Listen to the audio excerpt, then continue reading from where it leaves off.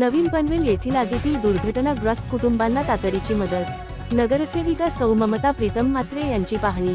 Raigad Lokdhara news. नवीन पनवेल येथील प्रभाग क्रमांक 18 सेक्टर 1S मधील इंडस्ट्रियल एरिया परिसरात असलेल्या वसाहतीत अचानक लागलेल्या आगीत 7 घरांचे संपूर्ण नुकसान झाले। सुदैवाने ही घटना दिवसा घडल्याने कोणतीही जीवितहानी झाली नाही।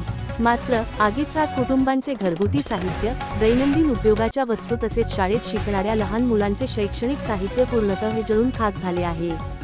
घटनेची माहिती मिळताच नवनिर्वाचित नगरसेविका सौ ममता प्रीतम म्हात्रे व ज्येष्ठ नेते प्रभाकर कांबळे यांनी तातडीने घटनास्थळी भेट देऊन परिस्थितीची पाहणी केली।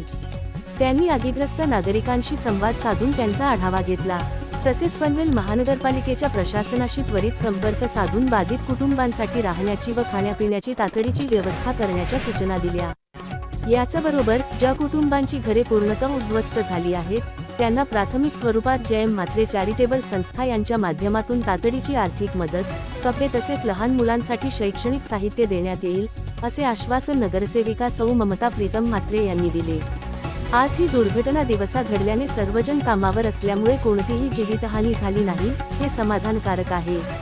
मात्र कुटुंबांचे संपूर्ण संसारोपयोगी साहित्य, लहान मुलांचे शैक्षणिक साहित्य आणि दैनंदिन गरजेच्या वस्तू आगीत जळून राख झाल्या आहेत। अशा कठीण प्रसंगी माजी जे.एम. म्हात्रे चॅरिटेबल संस्था तसेच संपूर्ण भारतीय जनता पक्ष परिवार या कुटुंबांच्या पाठीशी ठामपणे उभा आहे।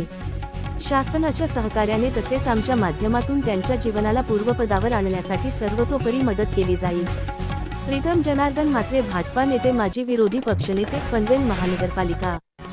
गणेश नगरमध्ये दुपारी 7 कुटुंबांचं घर होती, इथे त्यांना आग लागलेली आणि त्यांचं भरपूर नुकसान झालेलं आहे।